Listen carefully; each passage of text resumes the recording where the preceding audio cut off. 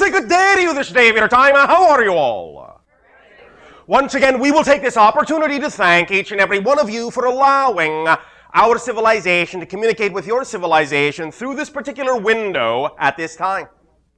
Once again, each and every time you allow our civilization to communicate with you in this manner, we get to experience through each and every one of you a different aspect, a different face, a different point of view of creation. So we thank you for this opportunity to expand our understanding of creation by interacting with each and every one of you and your civilization collectively. We would like to begin this transmission with approximately 3 different notions. In many cases, in communicating with some of you on what you might call a private transmission, there will occur in those private transmissions from time to time ideas that are discussed that are synchronistically appropriate for bringing, at least in general terms, to the transmissions such as this one that involve larger amounts of individuals. And so this day of your time, we will allow 2 of the subjects to be representative of something that we have discussed recently with a member of your civilization, in that we find them appropriate to share with all of you at this time as ideas and illustrations to help you understand your relationship to the infinite from a different point of view. But first, we would like to begin with a subject matter that to some degree we have discussed before, but we would like to now take a different approach of. And that is the idea, of course, as you have heard from many different sources, that living in the present is what it's all about, living in the now. And we have discussed many different ways of learning how to do that, so that in doing that, you can understand the power that is inherent in living in the present, the power that is inherent for you to allow your lives to be created in the manner that you desire. We have from time to time talked about the notion that getting in touch with this concept of living in the now, from one point of view, is that you can allow yourself to begin, in a sense, to detach from anything you have ever been, from your so-called past. Now, we do not mean that you go into denial. We do not mean that you bury the idea. We do not mean that you do not allow yourself to retain awareness of other experiences that you can draw upon to give you knowledge and information that you can use to determine who it is you want to be now. We're not talking about losing your memory. But the idea of detaching from your past as a technique, as a state of being, can serve you to more clearly and effortlessly learn to define yourself in the present without allowing certain concepts or connections to the past to clutter your ability to do so. In that many of you have been brought up thinking that certain past events control your ability to make decisions now, and this is not the case. Nothing from the past influences you at all. You decide who you are at any given moment totally from the present. In deciding who you are, you may choose for one reason or another, from one assumption or another, from one definition or another, from one belief or another, to make a connection to the past, to assume that there might be some kind of inertia or momentum or idea or experience that holds you or keeps you from doing something that you want to do in the present.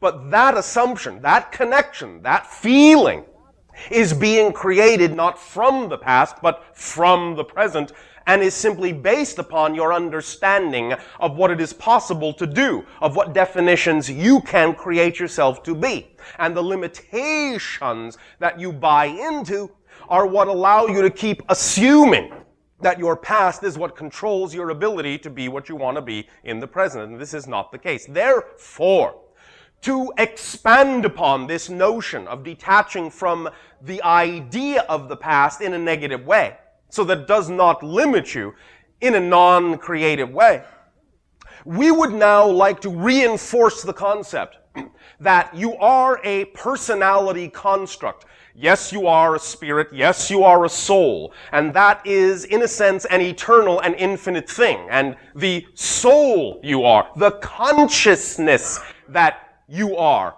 is always, in a sense, the same consciousness, the same identity, knows itself as itself forever and ever. However, in projecting itself into physical materiality, it creates a personality mask or a construct, what you call your physical persona, to represent itself by, to experience one unique point of view from time to time throughout the idea of a physical life. This personality construct, in a sense, therefore, is artificial, and thus, as you change your notion of yourself, as you grow, as you learn, as you create, as you experience, you literally change that personality construct a number of times, maybe even thousands, maybe even millions of times through the course of any physiological lifetime on Earth. As such, you must understand there is a very important distinction you can make about what you're doing in these changes, because it isn't really that you are the same person making a change in the person to become different. You are the same soul, the same consciousness, yes, making a change of person to experience a different idea, a new experience.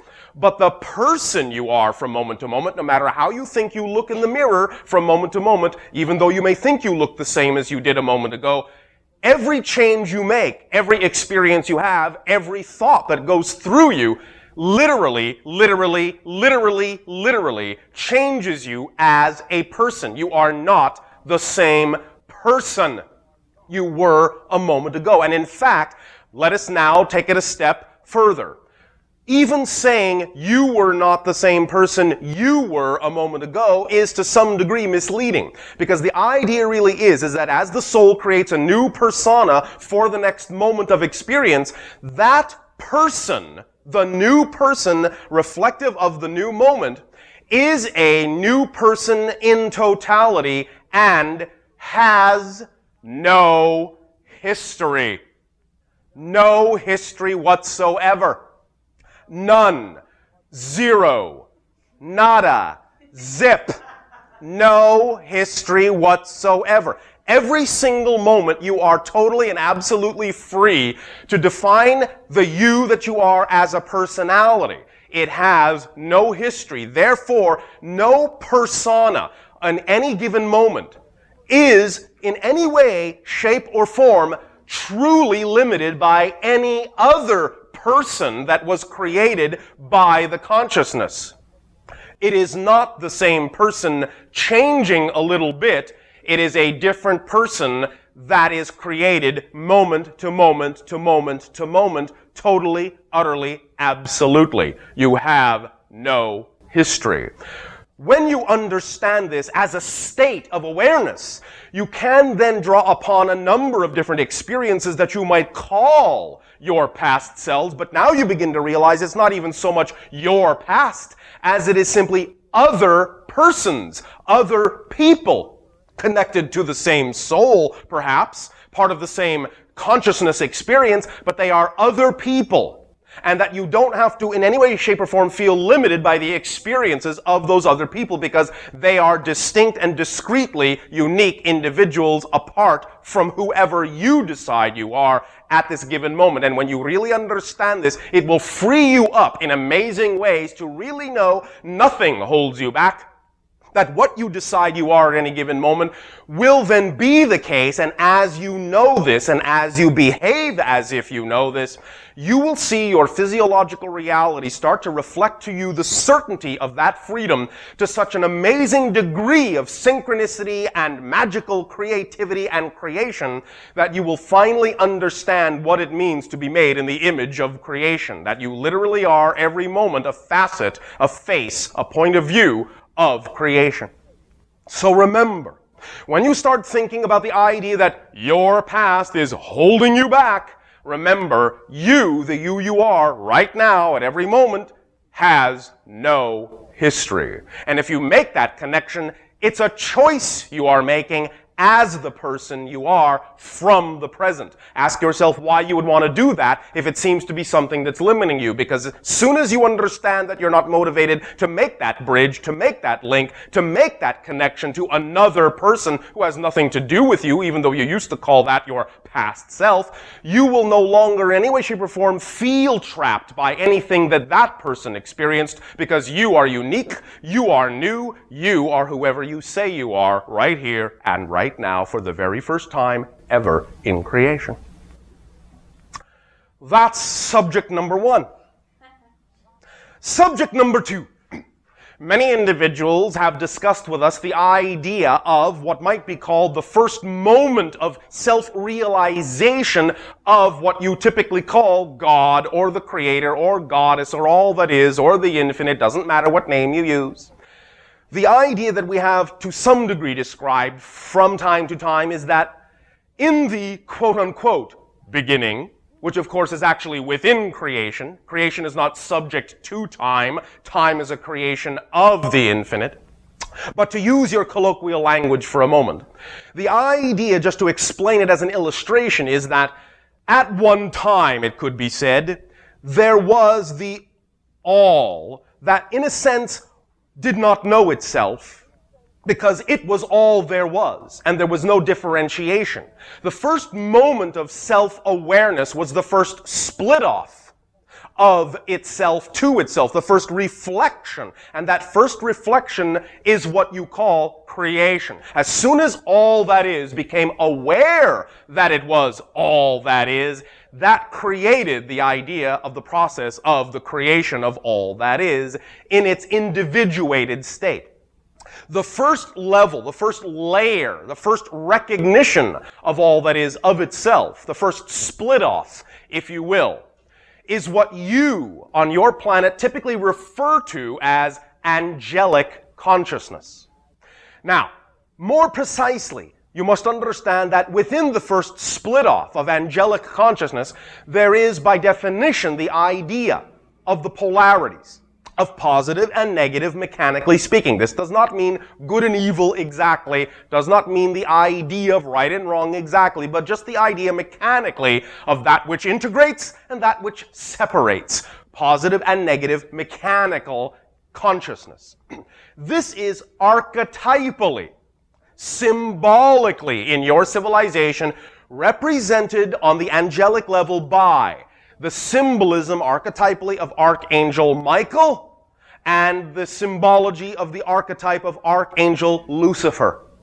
In this way, that polarity was the first split off of the infinite from itself.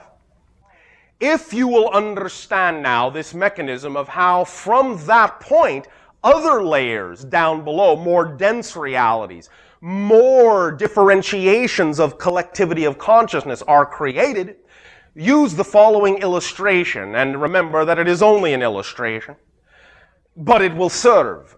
The idea is to think of this angel archetype, positive, angel archetype, negative, as two magnifying glasses. One light, crystal clear, one darkened, in a sense, representing the polarities. The one light of the infinite, the original infinite, shines through them both. But because they are two different magnifying glasses and they can be focused in a variety of ways, then they can refocus that light back into what might appear to be a single point. But you know that it is no longer the same kind of singularity that the original oneness is, because now it is made up of the polarities coming back together to form a union, to create a new kind of an idea of singularity, a new kind of an idea of collectivity, of consciousness. The way in which those two analogous mirrors focus, the degree to which they focus, the depth to which they focus, determines the level of the collective consciousness that you're talking about. Thus, that beam from one and the beam from the other coming together to form another unique spot of light can be representative of collective consciousness of a higher dimensional realm. It can be representative of the world spirit consciousness, what you call the Christ consciousness, the Buddha nature, the Krishna spirit.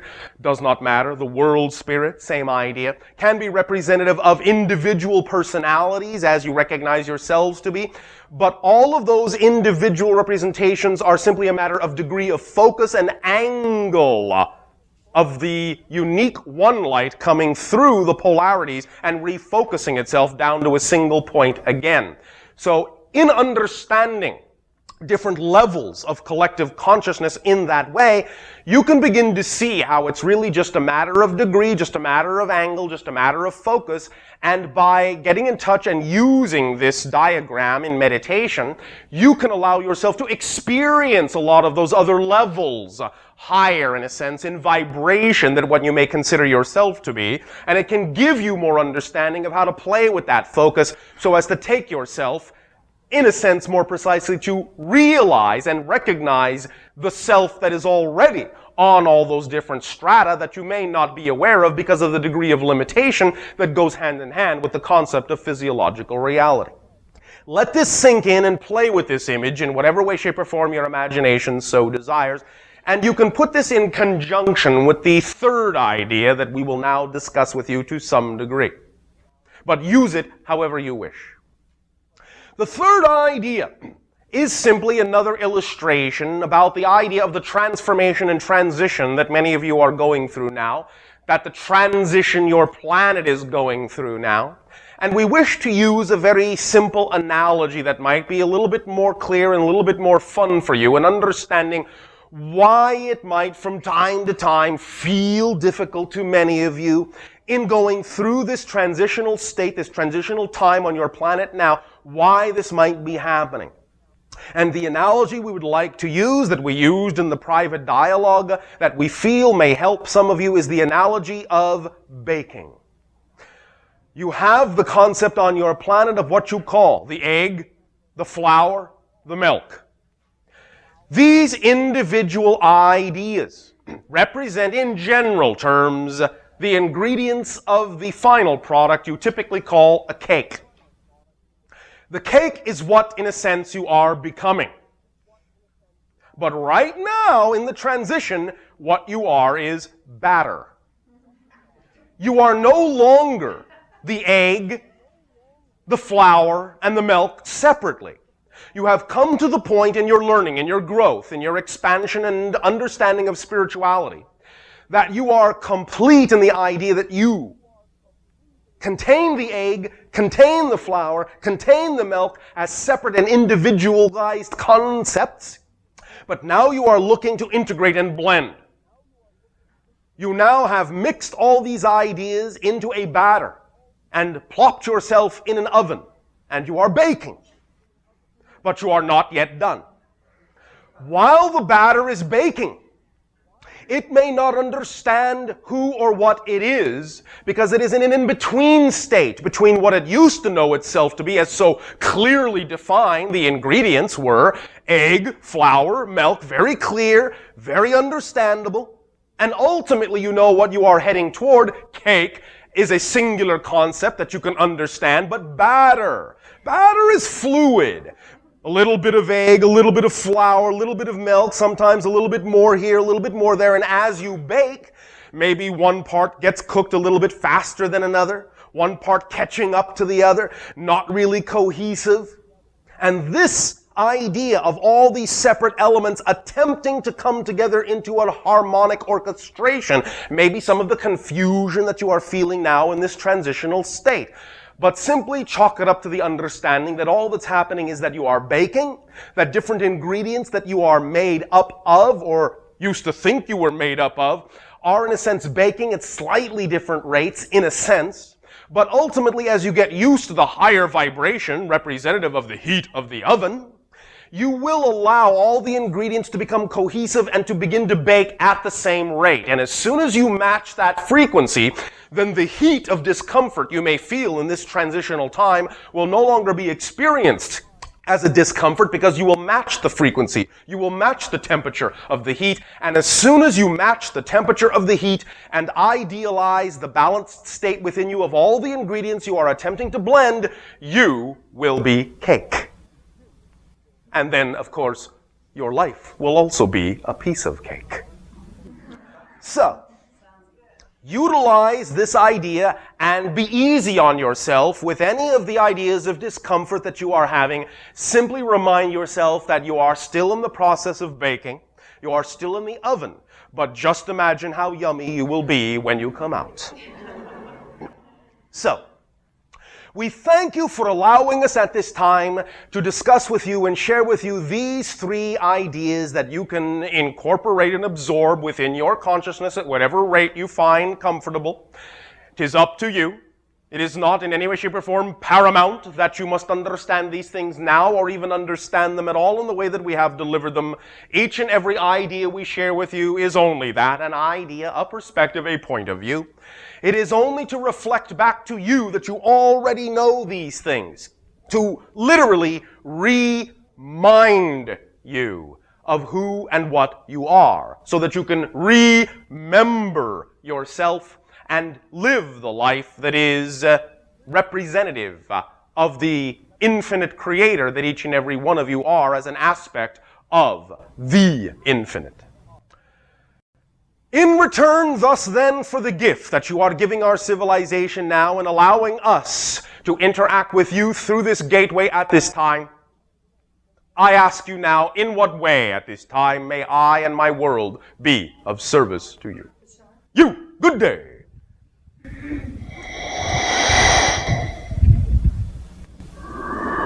Hi, Bashar. And to you, good day. Speak up and be bold so that all may hear what you have to share. Okay. This past week, I woke up the other day with a deep scratch on my left arm near the elbow. Yes. And it was interesting because it was very blunt on the ends of it. And I checked my bed thoroughly all around, and there were no needles or marks. So I assume that I was detained this week. And that is not a mark of detainment, but we will not discuss what it is at this time. Oh, was it something I did to myself? In a sense, yes. Because that was but we what will I not wanted. discuss the details at this time. Okay, because I just wanted to share with you that I thought it might be something that I'm doing to myself because I discovered another bruise as well. Yes. In that, because I'm having doubts about my abductions, that it's a way for me to either verify it or to prove to myself that I'm doing it to That is myself. peripherally connected to psychologically what you are doing, but that is not the whole idea, but we will not go into it in detail at this time. Okay. I'm curious about transcendental meditation. Yes. There are many individuals you can ask about this. Well, what I wanted to ask you is, when you're given a mantra, Yes. is this mantra something that my higher self or my guides are helping to choose, or is it something that any individual can pick for themselves? How is the sound and vibration? It will depend upon the level or frequency of your consciousness at any given moment and whether you have arrived at a certain point of synchronicity that would allow this to occur. But do also remember that even though you may attract, quote unquote, another individual to give it to you, in that sense, it is still representative of the synchronicity of your own timing of giving it to yourself, even though it may come through another individual. But yes, the higher self to some degree is participating in these ideas, and sometimes also guides are participating in the creation of this idea, and that any other individual that may come into the event is simply to be seen as a part of an entire larger event. So, the idea really is to get in touch with the event itself and not concentrate so much on the idea of exactly through what methodology it might come, although you can always trust your own synchronicity as to what might seem to be the path of least resistance that will, in a sense, bring it to you if your excitement and your joy are in the direction of receiving such.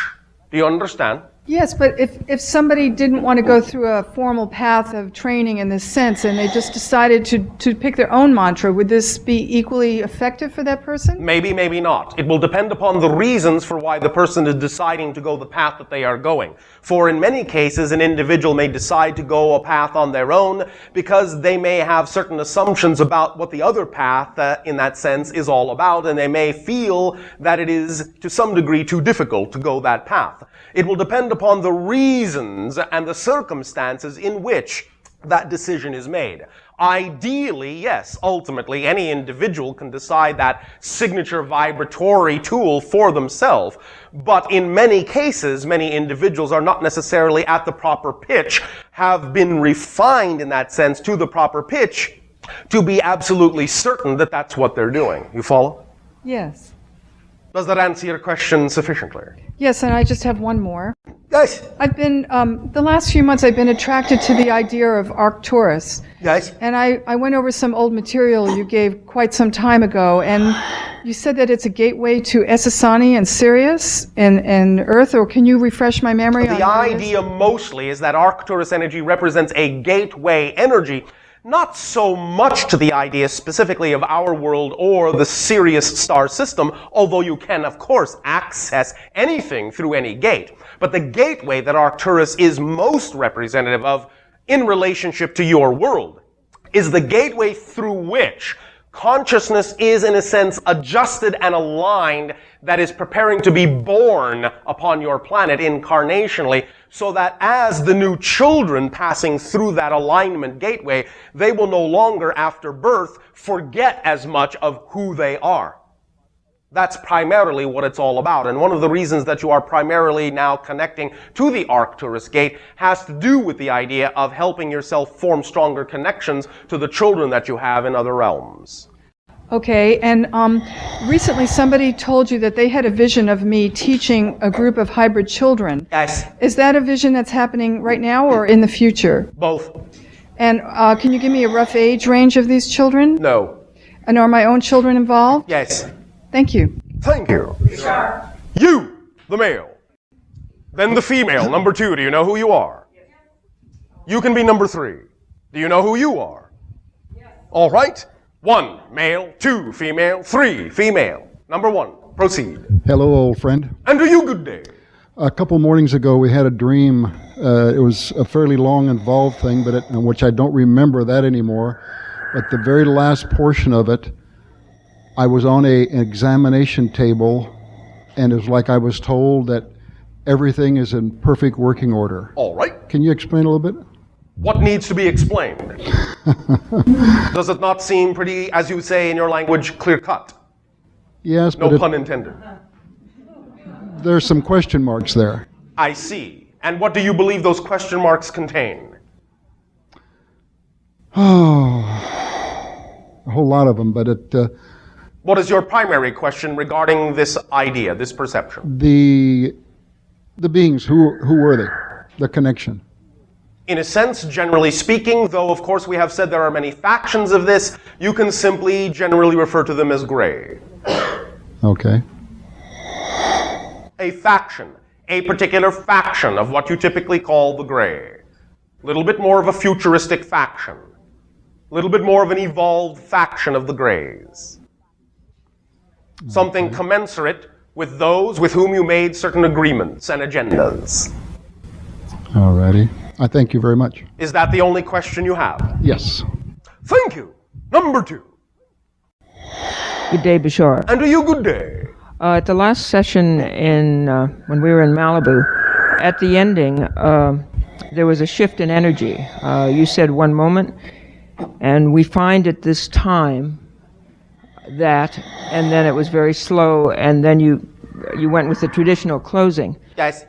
And I felt the energy shift, and at that same time I started to do sort of a wind tunnel sound that I do sometimes in Taurus class All right. that moves energy around. Yes. And I wondered, was the reason that the session was ending because of a shift in the electromagnetic grid, or I'm not sure why I It was... is not the reason why the session was terminated. That was simply a matter of timing. But what was being sensed was, yes, a shift in the electromagnetic grid of your entire world, yes. Why do I pick up that resonance or reflection or... Because you are sensitive. Why not? Okay. Should that be a mysterious thing? No, it just seems that I haven't experienced that in these sessions before. So? So it hasn't happened before. So? No, it's fine. I Yes. just wanted more clarification. Do you have it? Or is there some other avenue you wish to walk down with this idea? Well, am I responding to it, or am I contributing to it? You know the answer is both. Is both. Okay. Do I? How can it be otherwise? That's true. You are part of the co-creation, and whatever you create that is then reflected in your outer reality, you choose to respond or react to, which then re-amplifies the idea and allows you to determine what your relationship is. The energy is sort of in a figure eight. Yes, your symbol for infinity, in a sense. Right. Your symbol for the idea of cycles that go through the center of what you might euphemistically call the eye of the needle, in knowing that as you pass through that narrow center point, you then strip away anything and everything that does not belong to you and emerge out the other side clean and free and more representative of who you really are, loop back around and go through the process again and again and again and again and again and again and again and again and again and again and again and again and again and again and again and again and again and again until you vibrate and resonate in that point and only in that center point as your true self. Does that help explain the idea of the image? Yes. All right. It is an elastic idea, an elastic illustration for going through the polarities. Positive, negative, positive, negative, positive, negative, until you blend both of them into a single moment, a single point of balance and understanding and clear awareness. That is the symbology of that idea. Does that help you? Yes. Right? And I wonder if you would talk a little about yesterday, which... what about yesterday? Okay, there was a global healing which took place. All right. A healing meditation that circled the globe. All right. And there was also a six-sided hexagram in the stars. And so? And I wondered if you had any comments about it. I know there's another important date galactically coming up on the 15th of February. Most of this is representative of what we have recently discussed as more and more and more imprinting upon your general collective consciousness energy of what might be called the more advanced, higher energy Sirius pattern. The age of Sirius, symbolically representative of the higher frequency represented by the consciousness associated with the Sirius star system that is communicating to your world to help you uplift yourself by focusing on, by aiming for that energy, that frequency, that level. And so you will perceive in your reality in a variety of symbolic ways, in the stars, in the crop circles, in many different things that you see manifesting on your planet, you will begin to perceive more and more manifestations of the number of 6, which represents 6th density reality. Very high frequency domain of consciousness, representative of the non-physical collective consciousness, Sirius energy. You understand? Yes. And actually, I think that configuration is still on today. I think it's going to be for a few days. Yeah. All right, enjoy it. Yes. Thank you very much. Thank you. Number 3.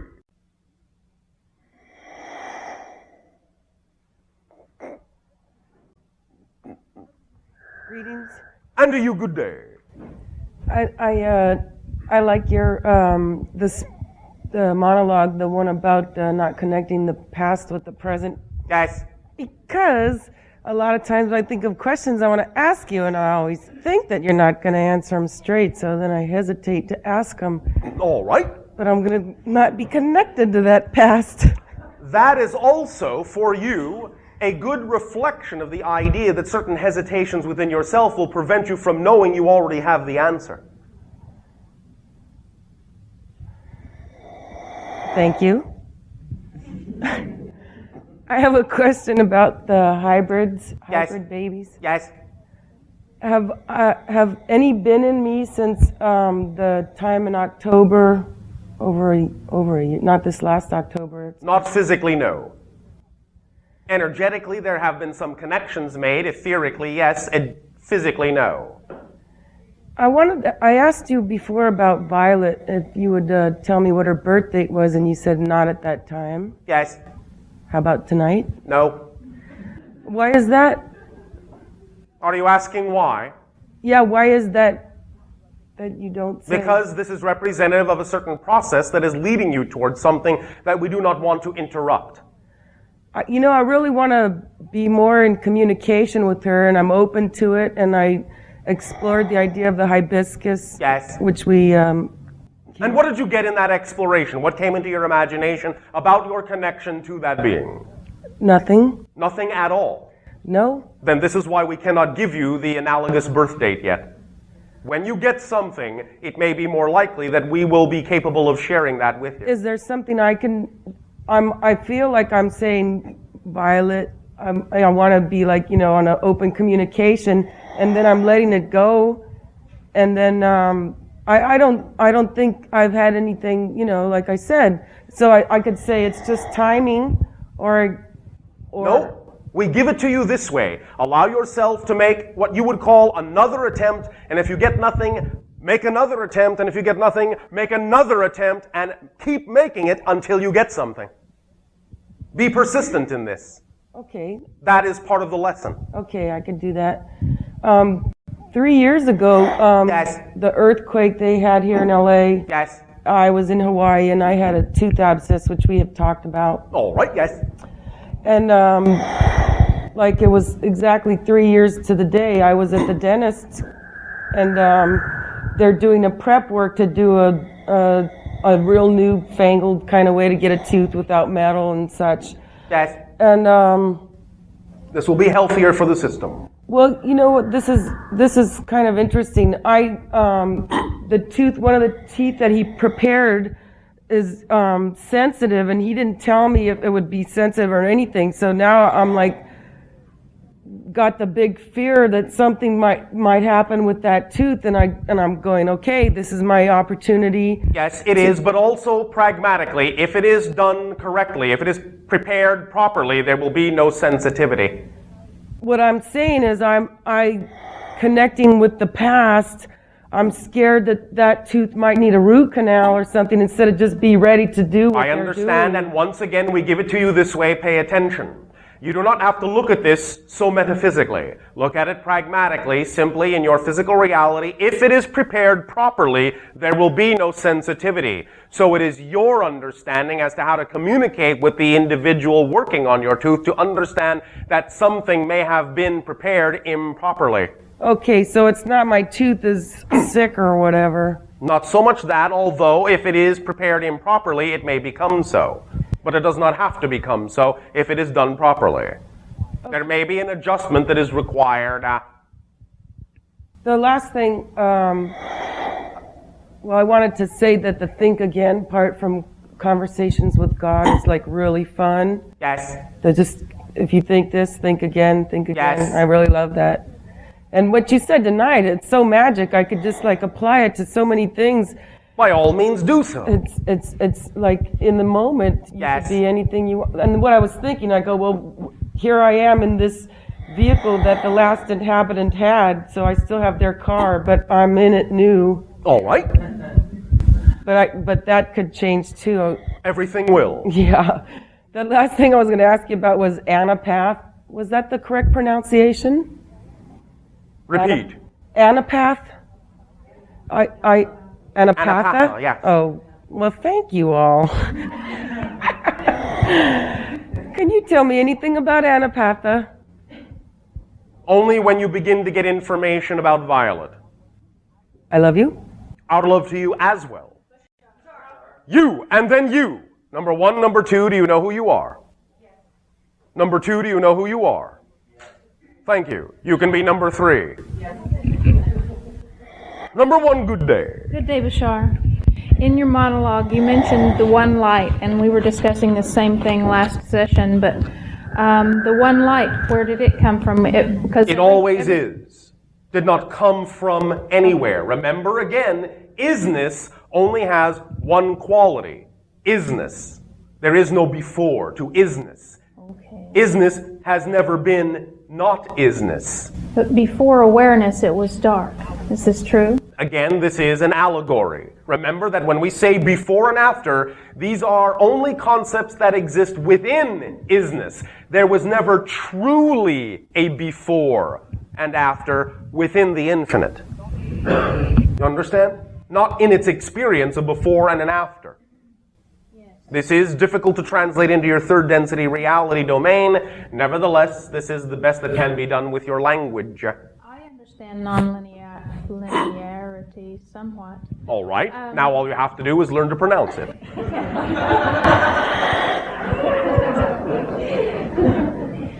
And So the light, I understand it to be intelligence. You can understand it that way, although more specifically, just to put a more precise definition upon it that is more relevant to your reality, intelligence, though it can be used in the way that you are using it, intelligence is really more precisely the application of awareness, not awareness itself. Okay. Consciousness is consciousness. Awareness is awareness. Intelligence is what do you do with that awareness. Okay. The application thereof. Although, again, we understand we don't have to necessarily be that strict with the definition. And if you want to say that it is simply intelligence, we will understand and acknowledge that idea. Okay, so this was another question I have. Yes. What is the difference between consciousness and awareness? Yes, in a sense, again, it is the idea that there may be consciousness that can be aware in a variety of ways, although consciousness to some degree implies the idea of awareness, self-awareness, so on and so forth. There may not even really be a term for what you might call that substance that is unaware. Do you understand? Okay. So we just in your language translate it to isness. That would be the term that would best represent the idea of that substance you are referring to that once it becomes aware is referred to as consciousness. Oh. Does that make sense? Okay, yes, to some degree. So isness is simply like the fabric of existence itself. Consciousness is when the fabric knows it is the fabric. And also immediately creates the idea of reflective self-awareness that creates difference in the fabric. In other words, awareness of the threads that make the fabric up. Does that make sense? Mm-hmm. So isness, then awareness of itself as the fabric, and then self-reflective awareness of the threads that make up the fabric. But at the same time, going back to isness and understanding that every single thread is also the whole, the isness. Okay. Does that make sense? That makes some sense. All right. And I'm going to go back and forth here, but... Oh, all right. Since time is what you make of it, go right ahead. Okay. You mentioned non-physical serious energy. Yes. Now I'm understanding that these bodies, these entities... Do you mean your own? No. What bodies are you referring to? Sixth density. They are not bodies physically. Well, not like mine, but they are. You call them non-physical, but because they are entities, then they must still have some physicality. It's just no, not physicality. Again, this may be simply a matter of semantics. They can have cohesiveness, but it is not technically what you call physicality, but it is not the density you recognize as physical. Right. In the same way that you would not call energy physical. You understand? It is not matter.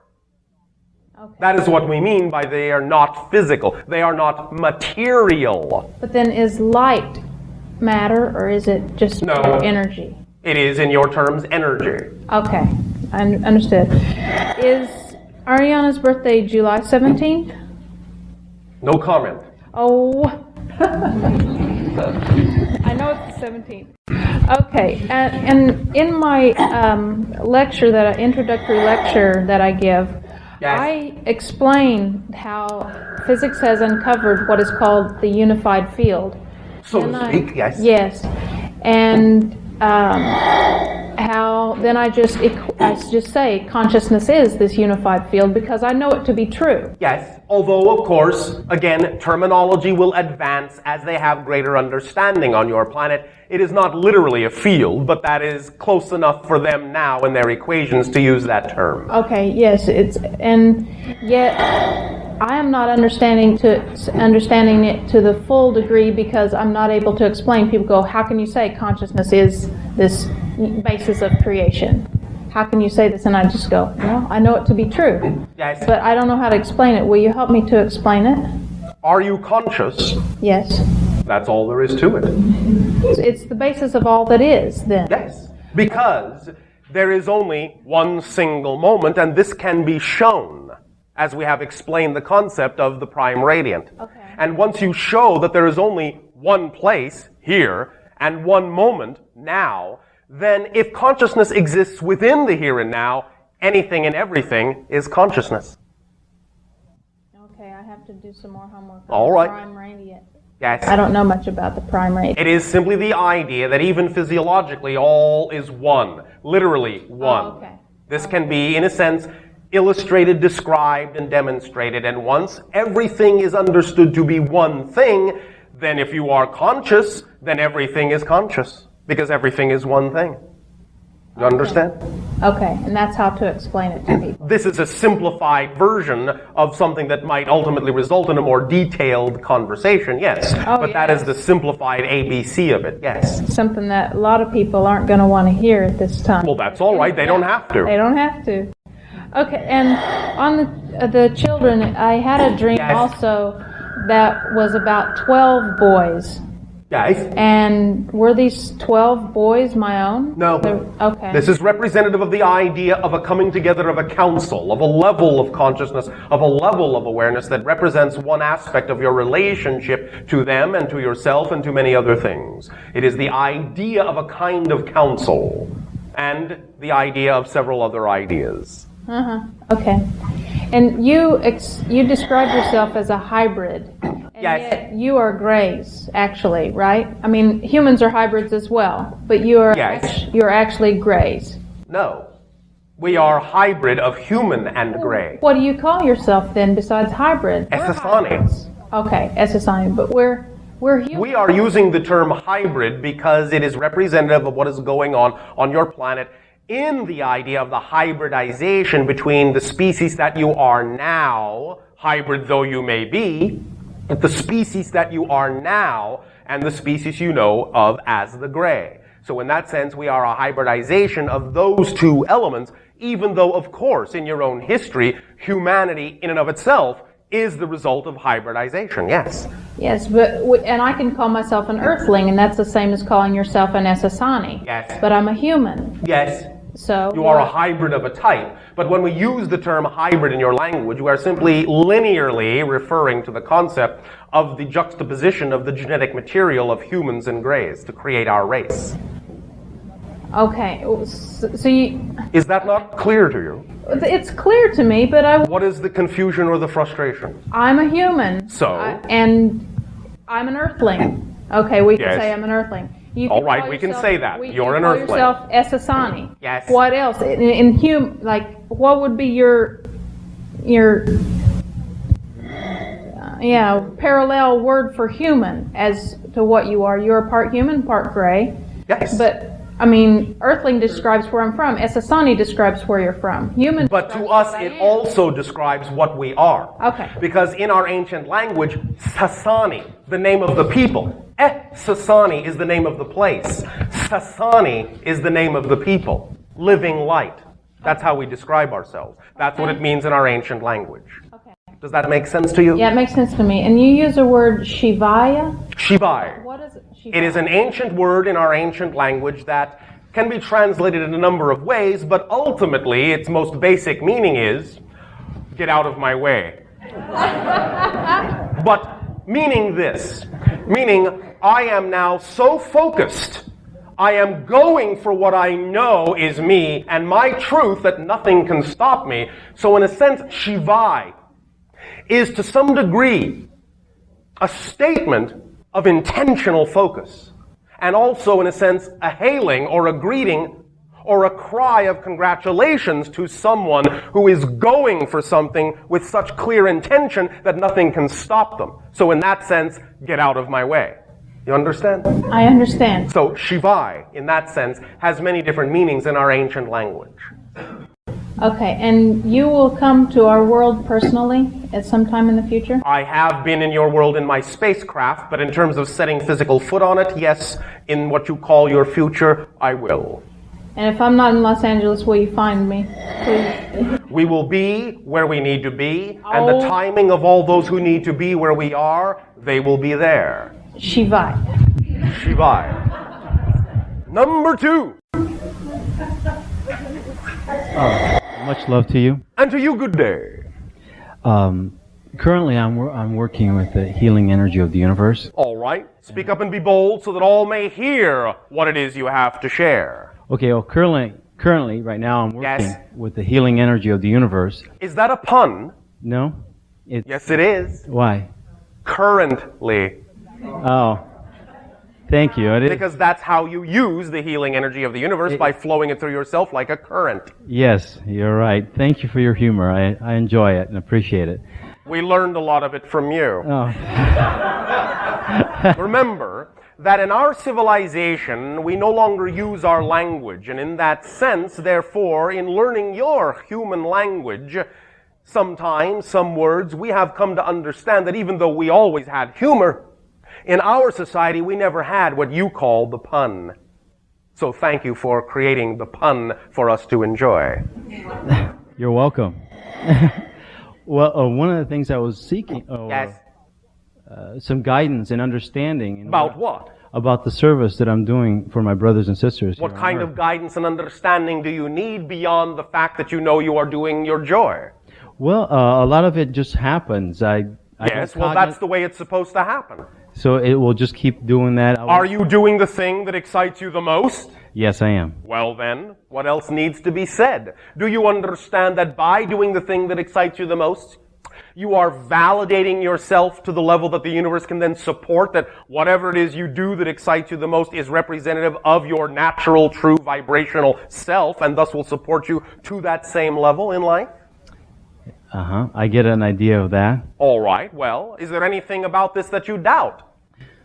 Well, verbally, I can't explain it to a lot of people seeking some reference to what it is I do. When I tell them I'm an energy healer, Yes. that's not enough for them. They don't have a category or... All right. How about this analogy? Do you understand tuning fork? Yes. Do you understand that if two tuning forks are, in a sense, tuned to each other, that if you start one vibrating, the other one will also vibrate in what you would call sympathetic harmony? Yes. That's healing. Okay. A healer gives off a certain frequency, Yes. like the original tuning fork. Gives off waves and pulsations of energy, frequency, pitch, vibration levels of energy. Any individual attracted to that healer is invited to match that frequency, and if they match that frequency, it is a frequency representative of their more natural self, and in the natural self, no dis-ease can exist. So if they take the challenge and rise to the challenge and literally match their frequency to that given off by the healer, they will be vibrating in harmony, and thus they will cure themselves, and that's how a healer heals. Does that help? Yes, very much so. One of the techniques that I use, commonly referred to here in Earth, is chiropractic. Yes. Is this something that I need to still use, or can I... It has great benefit when and where you believe it fits your pattern of joy, yes. But it's up to you. Do not need to ask, is this something I still need to do? All you have to do is ask yourself, is there some aspect of this that still excites me, that is still representative of my highest joy? Is it a part of the things that I want to do that in doing them are representative of me being in my joy? Whatever is still representative of you being in your joy, continue to do that. Whatever is not, stop doing that. And it can be, as you would say, part and parcel. One from column A, one from column B. You understand? Yes. Whatever you decide to concoct as the equation, as the variables that come together in a new definition of who and what you are all about that represents your joy is correct for you. And when you change your mind and want to drop this and add this or change the way you go about doing that, then that's correct if it's representative of alignment with your highest joy. And that's all there is to it. Does that help you? Yes, very much so. Does that satisfy your question, or was there something else? There's one more. Oh, right. Brina, my girlfriend and I, Yes. are very much interested in crystal bowls. And Crystal bowls. Yes. Oh, all right. Are you familiar with them? We understand to some degree this apparatus.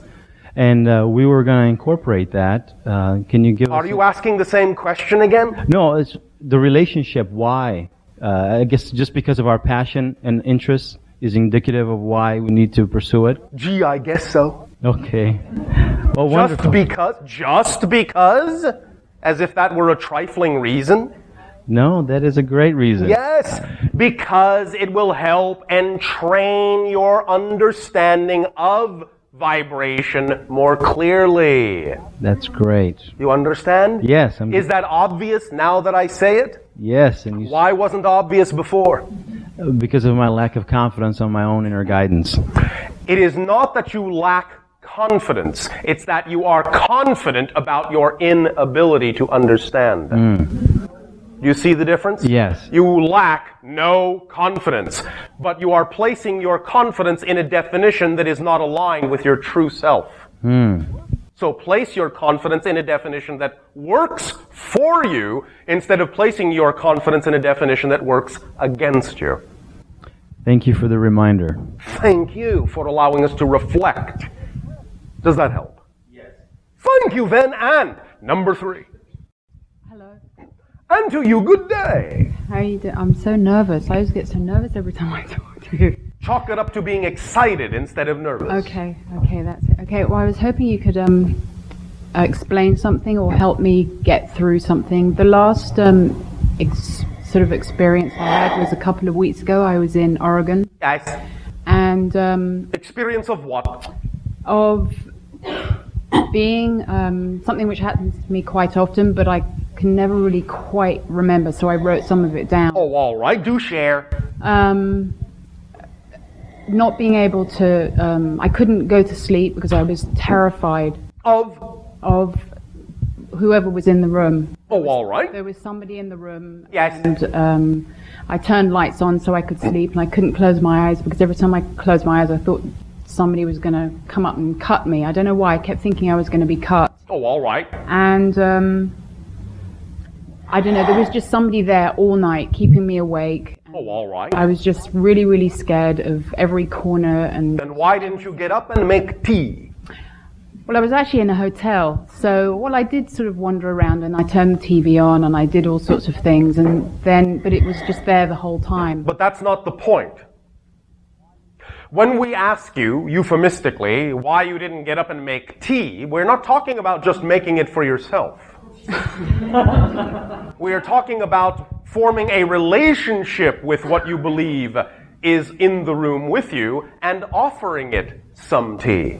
Yeah, you explained this to me before, Yes. right? But I can't. But I'll do it again if needs be. Yeah, I was really, and also my body started to vibrate. That happens sometimes. Good. I start shaking. Exciting! It means your vibration is stepping up. Only your definition of that experience as a negative thing makes you experience it as a negative thing. Yeah. If you will begin to have some fun with it, even if it scares you, we know that people on your planet have fun being scared sometimes. Otherwise, you would not have amusement parks and roller coasters and scary movies. So, understand that all you're doing in a sense is co-creating your own scary movie, your own roller coaster to wake up something within you. This is the symbology of forcing yourself to stay awake, is that you know deep within you some awareness needs to wake up about your connections and interactions interdimensionally with other consciousnesses and with yourself internally. So, the idea of giving you this notion of making tea is a way to set a table that would allow your imagination, if you will settle into that familiar ritual, to actually have within your imagination the appearance of a conversation with whatever that other consciousness or energy might be, so that it can begin to reveal itself to you, so that you can begin to feel more at ease with this relationship and bring it into the light, so you will not have to remain frightened by it. So I would suggest that the next time it happens, you literally go through the ritual of assuming that you simply have a house guest.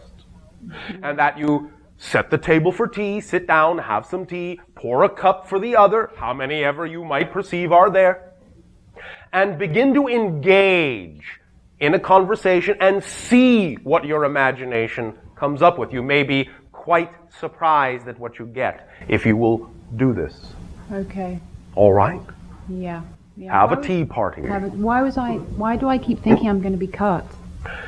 From time to time, some of these interactions do involve, in what you typically call your past, things that you would recognize as medical procedures. Do you understand? Yeah. Sometimes, literally, your body has been cut. Who was it? Greys. A faction thereof.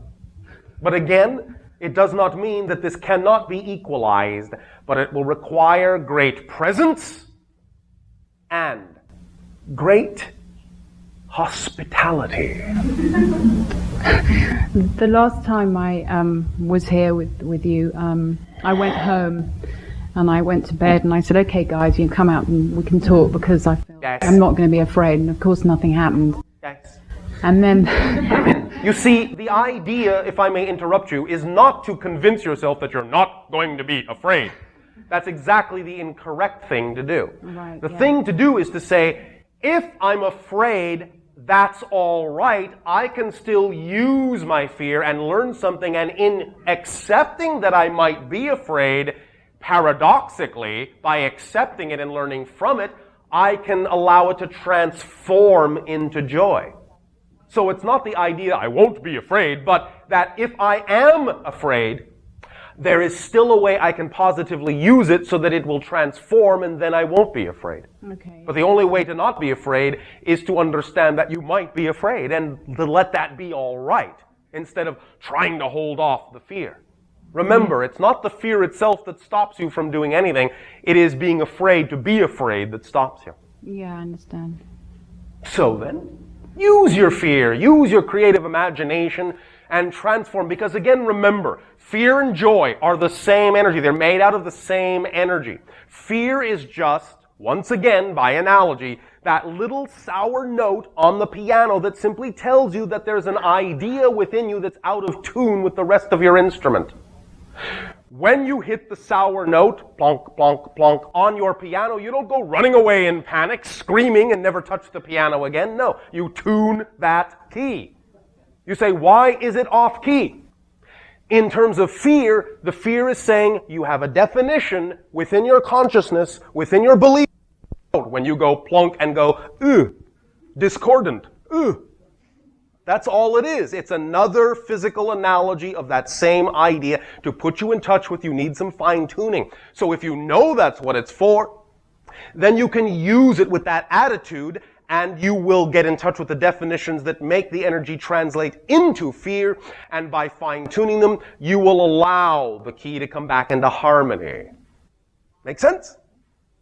But for you, the way we scan your energy, one of the ways you can most strongly go about this to involve and engage your imagination in this relationship is to have a tea party.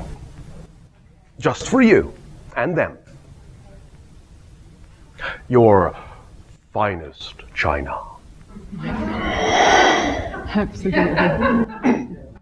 Yes. Good day. Good day. What you spoke about earlier, the idea of becoming a new person every moment, I found most helpful. Thank you. And the idea of not having any baggage seemed to come up, and that seems to be what we do by constantly bringing our past with us. And so I love that idea. And it helped me in what I am going to speak to you about, but I want to share with you this situation anyway. Oh, all right. Even though I felt peace with it and understanding and I released it, I still want to talk to you about it. If you insist. I insist. Thank you. It's very important to me. Oh, all right. Proceed. I have a friend. You do? Yes. Can you believe? I can. Yeah. And I've helped him a lot in his business. Oh, all right. He came to me for help in starting his business, and I gave him an idea which has been a very large part of his business, and he has done very well with it. Oh, all right. By giving him this idea, I turned him on to the source for where I get my parts for my lamps. Oh, all right. And in giving him this idea, I asked of him that he not make anything but the tops for his canisters with these parts, and he agreed to that. Yes. And we've gone along in that direction. And recently he has gone back on his word, and he has made something that's very similar to what I make. Oh, all right. And sort of snuck it up and wasn't going to tell me. Oh, all right. And so? It brought up the idea of betrayal to me. Oh, all right. And I went through pain with this. And Why? He betrayed himself. He didn't betray you. Exactly. I mean, and I just, in some ways, I feel that, you know, I know what I consider to be a life of integrity, and yes. I live my life that way. Yes. And by helping him the way I did, I feel yes. like was an example of that. Then you were being true to yourself. And I don't think that it's not about, he keeps talking about how he's not trying to take business from me, and it really wasn't about that for me. But I know that this is a great lesson for him, and that I will continue to lead my life. If he pays attention to it, yes. If he does. But I also feel that I co-created this. You did. And I know that it was important for me to speak my truth to him. Yes. I mean, it was very powerful for me in a way. Yes. Because I felt like it totally was connected to my intimate relationships with men also. This whole idea of very good. Yes, you are gaining insight into this, yes. And I felt that this was important because it put me in touch with stuff that I felt like you say, the idea of going through the eye of the needle, it's like it was yes. one of those experiences of going through and really experiencing the idea of lack and yes. abundance and all that. All that. All that. Yes. Camille killed a rodent yesterday and had it in the house all over the place. And today there was a bird. Yes. And I know this whole idea of her killing things, I always go back to the notion of victimization. But I in what sense? Well, I feel like, you know, when I see those little creatures dead and like ripped yes. up, I feel like, oh, poor little thing. Right? And I feel like that's the idea of the reflection that I seem to be getting from this. Yes. It's not that it has to be necessarily that is the end result of your relationship with that animal. You can recognize that the death of the animal may not necessarily be representative of what you would typically call an ideal communication link to it. In that sense, you might say, oh, poor animal. Mm-hmm. And the idea of also perhaps the poor understanding of what other kind of relationship could possibly have been had. But nevertheless, proceed. Well, okay, but that's what I wanted to talk to you about, was yes. I feel that I've limited myself in this idea, and I would like to explore it further. Go because ahead. I do believe that every time she does it, every time she kills something, I feel like there has been a gift given to me. She's giving me a gift, but also the animal that died is giving me a reflection. Yes. And I want to understand more of what that reflection is, and I feel that in speaking with you, I can stretch my imagination more. Oh, and like being in your presence, I feel my imagination stretches. Remember that what you are feeling is your own presence, in that you are simply matching our energy. Right, yeah. And so? How have you stretched so far in this idea of the relationship within what you call the animal kingdom, of itself to itself? Well, a mouse sees things very close to the ground. All right. And a bird sees things from high up. Yes. And so they're the two polarities, right? In a sense. So that's something I came up with. Yes, and what about the cat? The cat sees interdimensionally. Yes. Does that mean it incorporates the high and the low into its vision? I guess so. Yes, because it did incorporate the high and the low into its body. Oh, sure. That's great. To understand this reflection for you, then. In sufficient terms to expand upon it on your own right. Yes, no, maybe. No. Well, maybe, right. But if I had more time to think about it, maybe. But at the moment... No, well, maybe, yes. All right. Which is it? I could talk about that a minute. Is that something that you prefer to talk about? Is there something that you feel is of more import? Okay, I guess that well, that definitely clicked when you said that. All right. Do you want to work with that for a while then? Yes, I do. And I want to tie it into this whole situation with Simon, and also just the whole idea of what relationships... Go right ahead. Tie it in. Well, I definitely see how in this situation with Simon and in relationships, I sort of fall into just not seeing past my own nose in a way. Oh, all right. And so that is the idea of the notion of the mouse, maybe. All right, very good. And then? And then... Tying in the bird? The bird, I mean, the whole idea of like actually being here and in your vibration and just perspective, looking back, being farther away from something, so you can look back on it and have understanding and clarity. Yes. So in this sense, in tying all this up and condensing it into one simplified, symbolic, reflective understanding, by allowing yourself to balance the energy of the mouse and the bird by looking at things close, by looking at them from a farther perspective, and combining these two things in everything that you approach, you will then, in combination of these things, be insightful and crafty as a cat. And you will be able to, shall we say, walk more down that line that is the line of balance, by having examined all aspects, all perspectives of any relationship and interaction and exchange of information. This does not mean you have to analyze anything to death. Yeah. But the idea of knowing how to see close, how to see the details, and how to see the big picture, simply, clearly, simultaneously, will allow you to have the insight of the cat in seeing into other dimensions that will tell you exactly what energy you really are dealing with.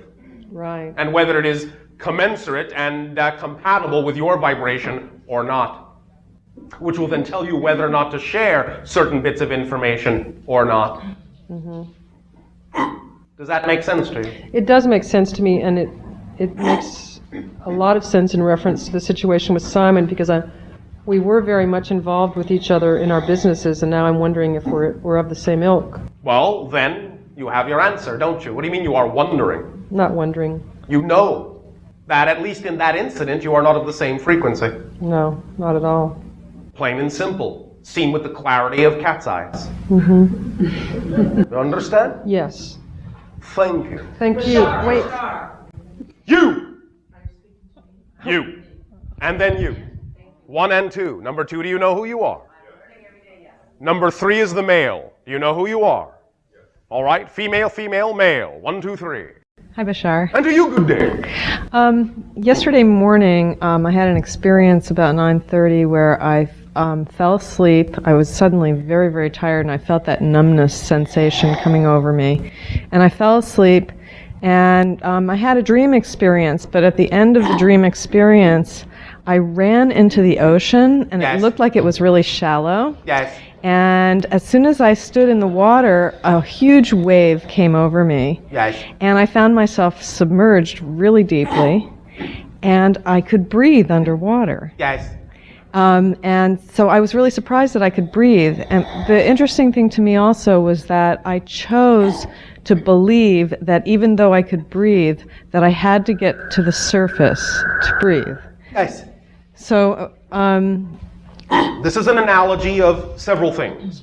Number 1, not in every case, but we will simply remind you that many times the idea of a dream memory of breathing underwater or under liquid is the actual memory of being immersed in many of the interactions with some of the grays in a liquid that aids and assists in changing your frequency from one dimension to another. This is a process that they create wherein you can actually breathe under a liquid, and that the liquid is part and parcel for the purpose of allowing you to survive the transition from one dimension to another intact physiologically. Sometimes, therefore, the idea of a memory of breathing underwater is a memory of this actual experience in their dimensional realm. However, more strongly for you right now is the idea of understanding that since symbolically water represents emotionality, it is an understanding that emotionality no longer has to overwhelm you, that you can survive even when the big wave of emotion hits, and that you can breathe freely and still at the same time recognize that what you need to do is come to the surface to see clearly, to bring this emotional freedom and clarity back to the normal world that you consider your day-to-day reality to be, so you can apply this balanced emotional position. Do you understand that? Yes, very much, very much. Does that help you then? Yes, that helps a lot. My other question is a cat question. Cat. One of there are actually two cat tails here. Cat tails. One of them is my cat Lloyd. Lloyd. Yes, Lloyd. I raised Is he in London? He just as well could be. All right. What happened was he lived with, I raised him on a bottle, and then when he was about... Did he fall off? When he got the bigger? Well, he did something. He moved out. Moved out? Yes, he moved next door. Perhaps. Then? What? Well, I never quite, it was like a week before I had said to him, do you want to be my cat? I'm really glad you are. And then a week later he moved out. So I didn't, but it seemed to be that he wanted his freedom. And some space, which is reflective of what you are also asking for. Yeah, you understand? I think so. I gave What is your studio but the creation of your space? Yes. Thus then, he is reflecting that your energy was moving in the direction of creating space, and so in that sense, he was giving you what you euphemistically call elbow room. Yeah. And a reflection of the creation of space. The expansion of your reality so that you don't have to think that everything has to be immediately right in your immediate physical grasp in order for you to know it is still contained within your reality, which you can now see as more expanded. Yeah. Instead of seeing him as moving out of your space, simply allow yourself to understand that your space has gotten bigger, and he is reflecting the idea to you by moving farther away to show you how much bigger your space has become. Wow. You understand? Uh-huh. And at the same time, yes. I guess when the winds were blowing, this really started happening. Yes. There's an orange cat that lives in my yard that has not been altered. All right. And he started, back when the winds were blowing, yes. coming around my house and howling. I mean, just this piercing, yes. crying. Yes. And he's been coming in my house. All my cats seem to think he's perfectly fine. Yes. Are you saying that you are an exception to this? Yes. In what way do you not find this cat perfectly fine? Oh, well, he let me hold him, and he just, melted. Yes. And so? Well, I mean... What is not perfectly fine about this? Well, I think he wants to be my cat. And so? Well, he sprays, and he's all... Well, I will get him fixed, but... Then why are we having this conversation? Because that doesn't change it when they get that old, and he's really going to wreck my house. I've never even been through this. Then it's obviously time to have a talk. Yeah, I hear him crying, and I don't... Have a talk, come from your heart, you will know what to do, and also do not assume that something cannot change. It's never too late. I've already got so many. There may be, in addition to whatever else you feel in your society you may need to do, also the introduction of certain herbs in the diet that may help balance the system as well. You understand? Yeah. It doesn't necessarily have to be approached just one way. Any suggestions? That's for you to find out. Okay. In your talk. Boy, because a lot of people would like to know that. Yes, well, find out and tell them. Well, I'm challenged to have some cat talk. Thank you. Thank you, Bashar. Number 2. Yes. Shivai, good day. I have a question about a phone call that I received after an interview that I did. Oh, all right. Thus, the phone call being as follows. This woman called me and said that she had sort of come out of hiding to give me a call and to warn me that I may not have known what I was getting myself into since I was coming from an experiencer's point of view. And I... Warn you of what? The fact that the things I was talking about maybe had a shadowy side that I should be aware of. All things have a shadow side, so what? Well, I was just wondering, maybe it's my paranoia, but I just couldn't figure out whether the men in black that she was talking about having beaten her and things like that, if she was just setting me up and sort of warning me for them, or if that really happened to her.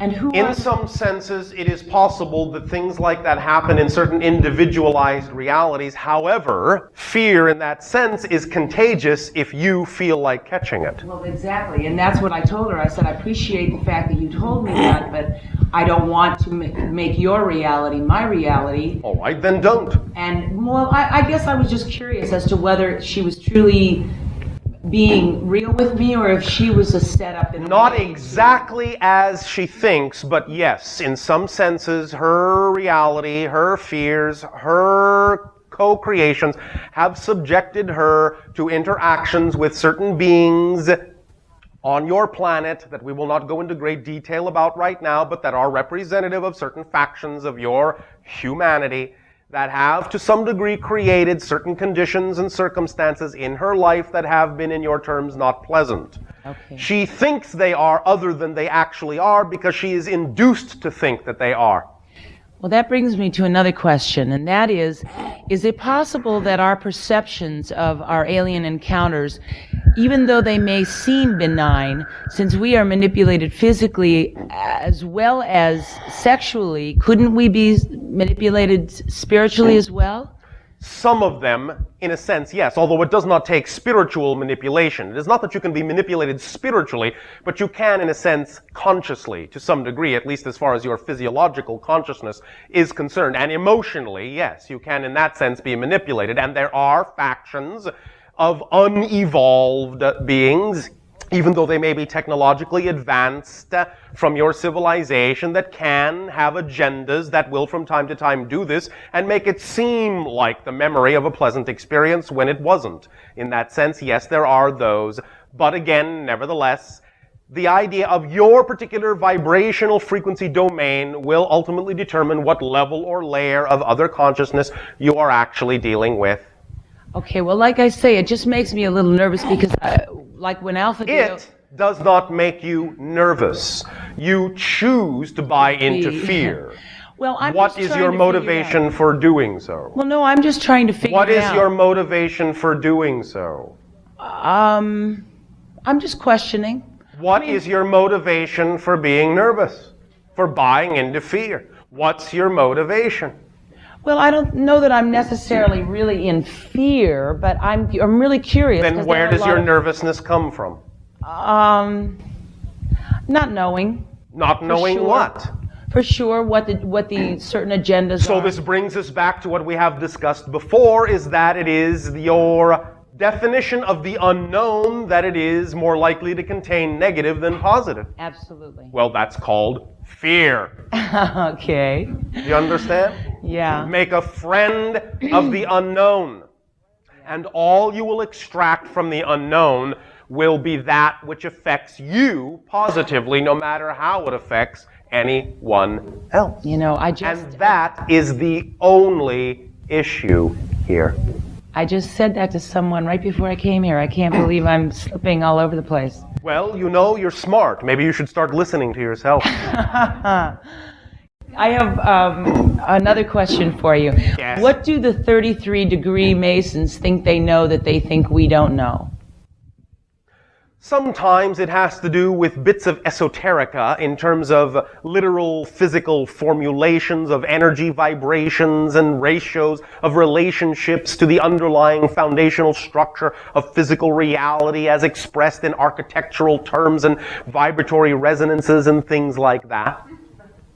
Oh, gee. So mostly in that sense, technical knowledge, but also the assumption that most individuals do not realize that you create your own reality, which of course they are right in assuming.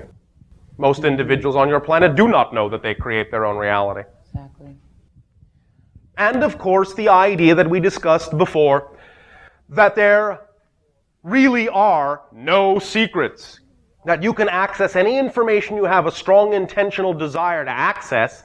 And so, one of the biggest secrets of their organization is that there really are no secrets. You understand? Does that answer your question? Yes, it does. And I just have one more thing. Yes. I've been researching because it's fascinating to me to research it, and I really feel like I need as much information as I can garner about the different species that I'm interacting with. Oh, all right. And it's really challenging to well, congratulations. To not buy other people's research when they seem so credible and so sincere. Yes. It does not necessarily mean, again, that you have to throw out every detail.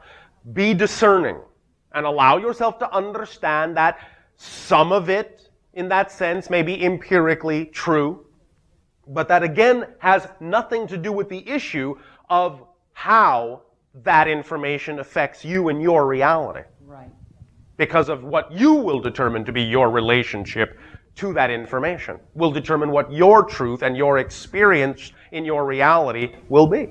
Well, and I'm figuring that these interactions are forcing me, pushing me to be more bold and strong and centered. Yes. So even if they come from a fear-based place originally, but yet I'm not even sure that some of the entities want us to be that empowered. Obviously, those that are on a frequency of fear do not want to promote self-empowerment, because then they lose those that they are playing the fear game with. And I feel like, I might have won a few games in this bout. Oh, all right. Is it possible that, I get the feeling that, I'm moving from one species to the next, but maybe I don't realize that I'm still interacting. Like, I haven't felt a gray interaction in a long time. And since the reptilians showed up, is it just that I'm not conscious of it? There may have been a few small or slight interactions, or also more lengthy interactions with levels of gray that you do not recognize as gray because of the definition of gray you are holding on to. But also, yes, from time to time you can go into different parts of the overall agenda and agreement that you have, and may for a time only interact with other types or other species. Mm-hmm. Now, you alluded last time that we spoke that there were some others that were going to show up. Yes. And there are many other species observing your planet that, for lack of a better term, are waiting in the wings to present themselves, that you know nothing of yet. Can you give us a brief idea of what others there might be? I will ask. One moment. We will see if it is appropriate timing for one of them to perhaps give you a hint or a clue. One moment.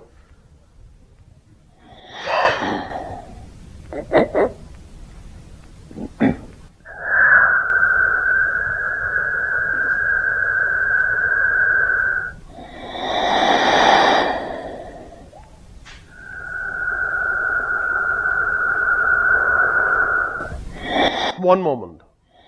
One moment. One moment. One moment.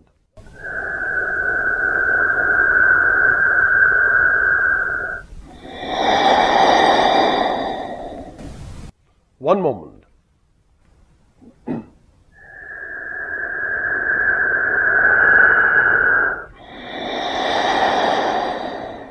One moment.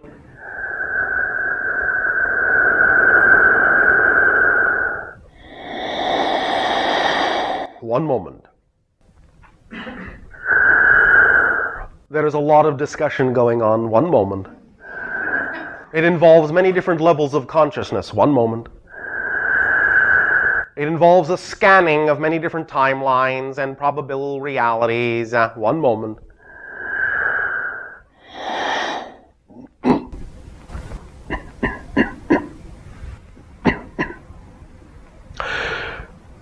One moment.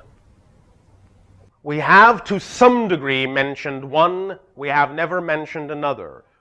One that we have mentioned to some degree will be that civilization you know from what you call the star system of Tau Ceti that will ultimately be great friends to humanity. They are, in that sense, brownish, of skin tone, humanoid to some degree in appearance, though there are slight differentiations. The others that are waiting in the wings that none of you yet have any knowledge of translate their identity to you for perhaps lack of another term, as either that you would call weavers or latchers or the loom. They are a race of beings that specifically guide, aid, and assist in the bringing together of bits of information that seem unrelated to be brought together into one understandable tapestry. They are aiding and assisting in a number of energy levels. They talk to many of you in your dreams. One moment. We will see if they are willing to part with a description of how you may perceive them from time to time in some of the interactions that you have. One moment. Another also is willing to reveal itself to you symbolically. You would perceive this other race, we will get back to the weavers in a moment, as literally, you would perceive them. They are not literally thus, but you would perceive them in your dimension as light through stained glass. One moment. Both the light through stained glass and the weavers, to some degree, work in concert to aid and assist you in formulating a stronger understanding of existence in dream reality and assisting you in understanding that physical reality experience is, in fact, a dream. Therefore, you may experience them both mostly as some of the emotional urgings or patterns or considerations or investigations or curiosities that you have in your dreams about what you are experiencing, about what your dreams may mean to you, may indicate their assistance and or influence within their guidance of your ability to understand yourself as a self-created dream. There are physiological manifestations of both of these civilizations that you will ultimately encounter in years to come. But for now, they are willing to present themselves to you, these two additional civilizations, in addition to the Tau Ceti civilization. They are willing to present themselves to you symbolically so that you at least can be aware of their energy and have a symbol by which to represent them so that you can be in stronger awareness and contact with them. Weavers and light through stained glass will be the way that they choose to represent themselves at present. This will answer your question for now. All right? Thank you so much. Number 3. Male. Number 3. Hello, Bashar. And to you, good day. Good to see you again. You are not seeing me, but thank you for the sentiment. Sensing you, feeling you, being here with you. Thank you. There's a man called Major Ed Dames who says he's a remote viewer and is prophesizing a lot of disasters in the future environmentally. And many of these are interpretations or sensings of probable but not definitive reality choices. Mm-hmm. I guess what I'm looking for is a legitimization of this. I just told you. Many of these are interpretations or sensings of probable but not definitive reality futures. Okay, so the same would go with the rest of his work and things that he's saying? It is generally averaged in his energy in that way, that sometimes he will perceive something that is more representative of a reflection of his own energy interpretation than that which might be truly representative of an experience that a majority of individuals may experience in time. Mm-hmm. It is not that it is not tapping into underlying truths, but there is a great degree of personality interpretation being layered on top of some of these things, and sometimes the idea is that certain reality probabilities that are real are being perceived, but it is not understood what level of percentage of likelihood is behind any one of those realities, and his own energy may be imparting more of a sense of likelihood to a reality that may actually have a very low percentage of manifestation. Because he does claim to tap into the collective consciousness. Of course, that is true. Yeah. Okay. Collective consciousness is a potpourri of many different probable realities. It doesn't mean that tapping into the collective consciousness means that you can necessarily say with absolute certainty that one and only one thing is possible as an outcome, unless you are exceedingly clear on a certain amount of energy behind it that is created and a product of the collective consciousness and not created as a product of your own interpretation or spin upon the idea that you may glean within the collective consciousness. Mm-hmm. He's noted that some things that you've actually said in the past of that events based on human decision are flexible. The probability is unknown. Therefore, this should always be taken into account with any saying and perceiving. But in reference to geophysical events, some of them will occur, but not necessarily to the magnitude that they have been foreseen. Some of them will not occur at all. In some places, other kinds of things will occur. They may interpret into sociological, economic, political, or religious events instead of geophysical ones. But there will be certain geophysical events on your planet, yes, as there are now. For there are many different fluctuations going on within the electromagnetic field of your world and the collective consciousness as such. But again, these things are very fluid in certain ways, and they do not necessarily have to always be as definitive as certain individuals may say. And remember that even if they are perceiving absolutely and totally accurately the great momentum that might be behind any particular perception at the time that it is made, the announcement, the pronouncement of the perception in and of itself can change the energy if the majority of the collective consciousness, now being made aware of it by the pronouncement, wishes it to change. In that sense, predictions can render themselves obsolete by simply being made. Because you bring into the level of awareness the energy flowing in that direction, and if the collective consciousness says, oh, all right, thank you for the attention of focusing on that's where our energy is going, we now know we don't prefer that, so let's take our energy and put it somewhere else. Therefore, the prediction many times is actually not so much the service of telling individuals what's going to happen, but the service of telling individuals, do you want this to happen, or would you like to send your energy somewhere else? So the actual way that most predictions are best used is by rendering themselves ineffective and obsolete, because they are like early warning systems. Understand? Yes. Thank you. Thank you. I have another question. Yes. You are very quick, though. Yes. And you can be next. Thank you. What type of forms can we see in a physical reality that's reflective of the Sirius energy or the sixth density energy? Is there a form that that maybe we see or take for granted that is actually a Sirius energy? Serious non-physical consciousness can actually project itself in almost any form at all.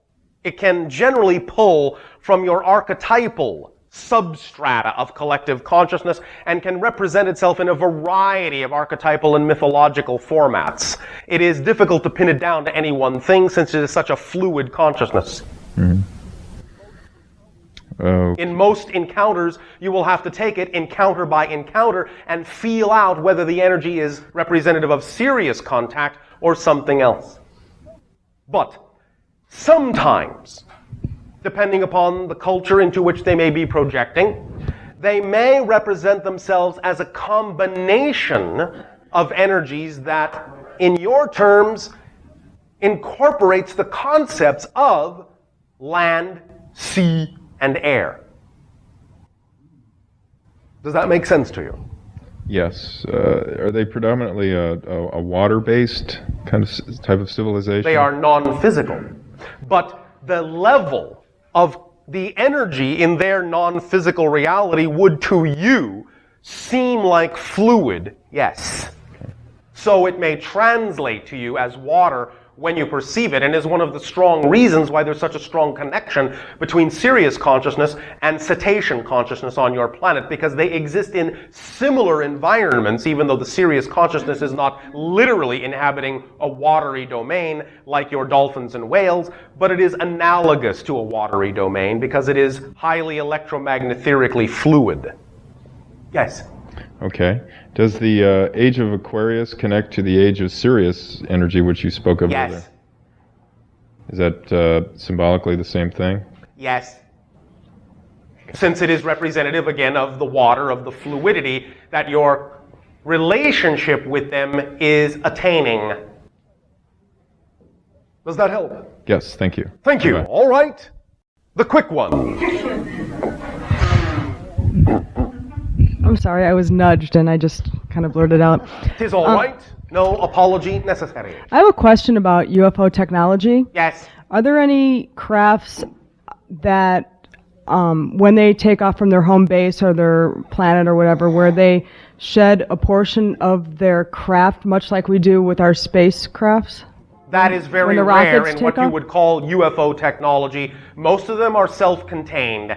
There are a few instances where we are aware that such things do exist, such as sections and amplifiers and boosters of a sort, but that is exceedingly rare, and in most civilizations that incorporate some form of what you would typically generally call UFO technology, that does not occur, no. Okay, because I had a dream that I was somewhere way up in space and there was all these crafts and it was something that I just knew. Yes. But it wasn't like it was told to me, it was like I just knew. Then that's why they moved so quickly. And I was just curious about that. What you're actually seeing is a symbolic interpretation in your reality of them redefining themselves from one dimension of experience to another.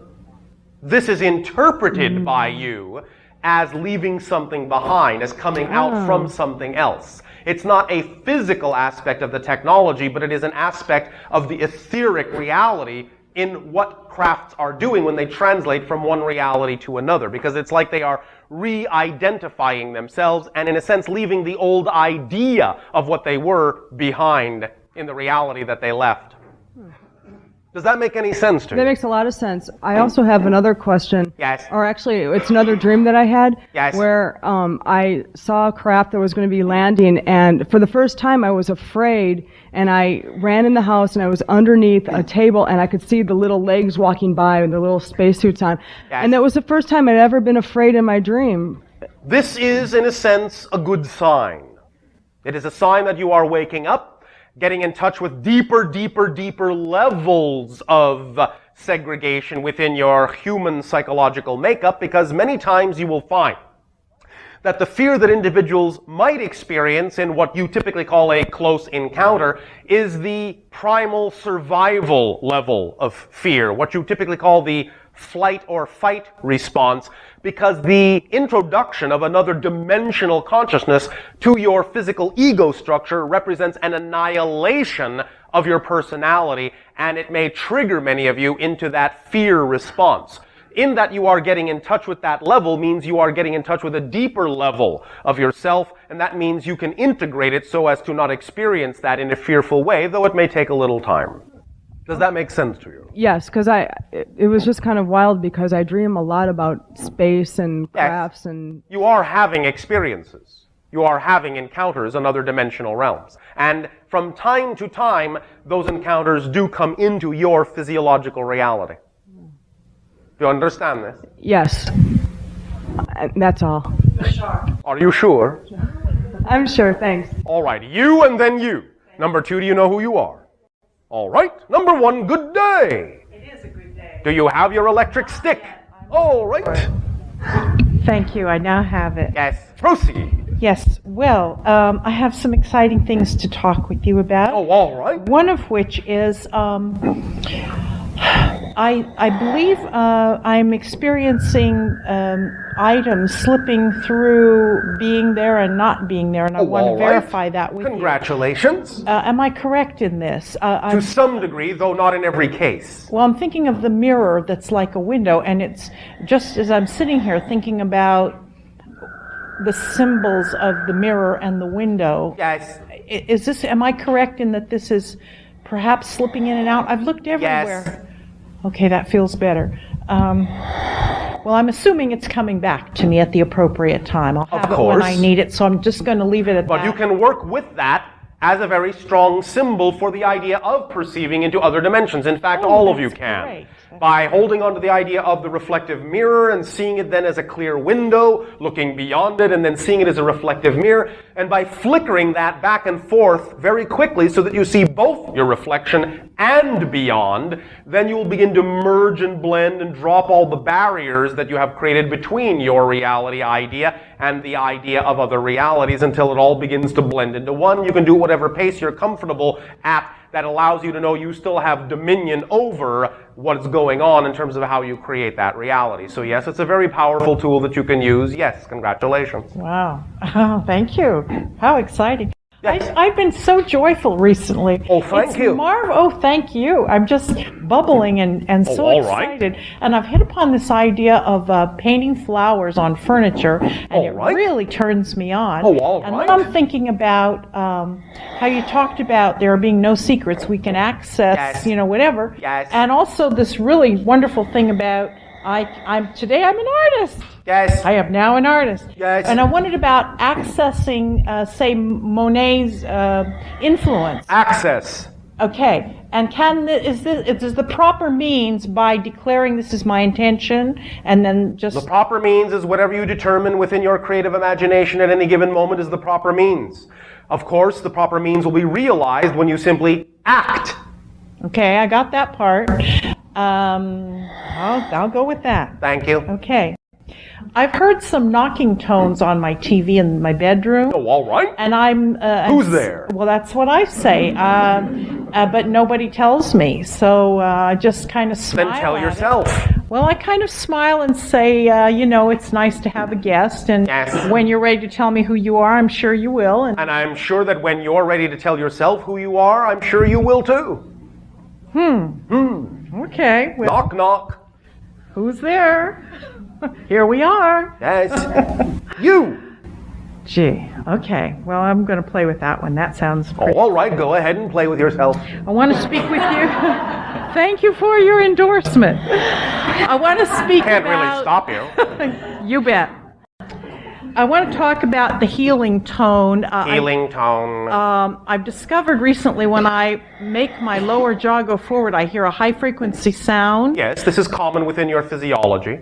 What is this, please? You are simply, in that sense, straining certain muscles that are producing along the neurological pathways certain frequencies that are translating in your ear canal as that tone. Okay, it's no big deal. However, it is representative of the idea of taking yourself from one state to another so you can use it symbolically in that way.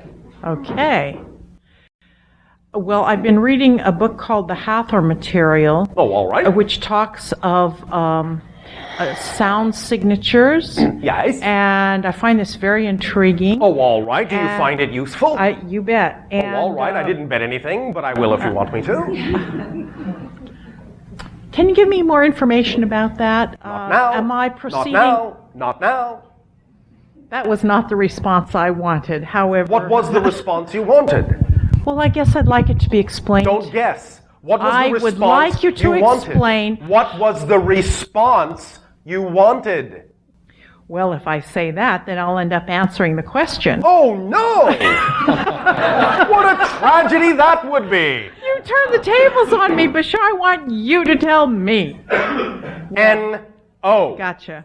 Okay. I received a telephone call from a gentleman at the Kabbalah Center the other day. Yes. And I've been invited to take part in a weekly scanning of the Zohar. How exciting! Well, this is what I want to ask you about. I remember once talking about when we... This is connected to your last question, by the way.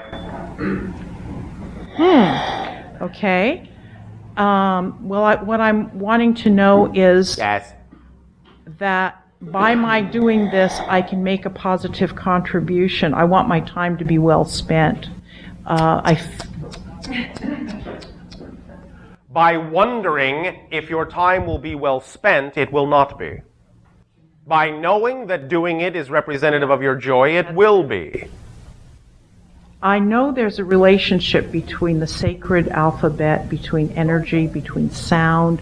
Oh, you know that, do you? Yes, I do. Well, what a surprise. I don't know how it works. You don't know how it works. Yes, you do. You just said it.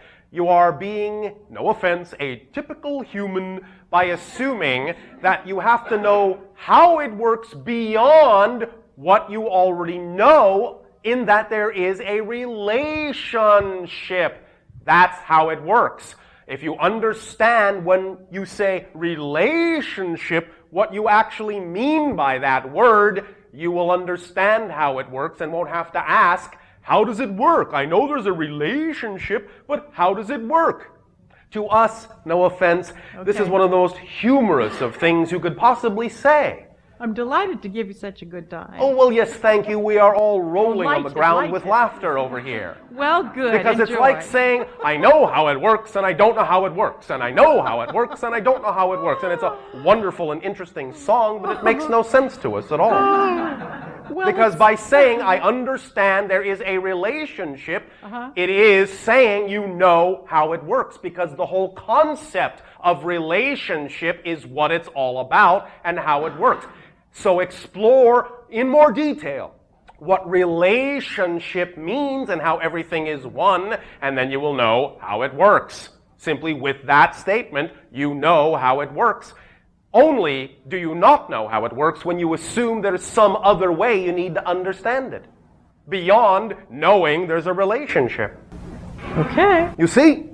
Well, I see that part, and I know there's a relationship. Yes, but you don't yet allow yourself to understand what the term relationship really means. I'm sure I will find out. Do you understand that you are sitting in a chair? Yes. Then you don't understand relationship. Do you understand that you are the chair? Yes. Then you understand relationship. That's your best hint we will give you at this time. I appreciate that. Thank you.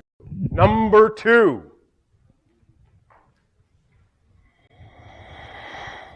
Hi, Bashar. And a you good day. There are a couple things I wanted to explore with you, which all right. are probably related. One is, for the past couple of months, I have been experiencing this constant headache. Constant headache. Constant. It's like there's this, my brain is too large for my skull. There's this pressure. Oh, all right. I'm incapable of focusing on anything. Have you had yourself adjusted or assisted in any way, shape, or form physiologically by any kind of healer at all? No. Why not? Do you like the headache? No. Then why don't you seek assistance?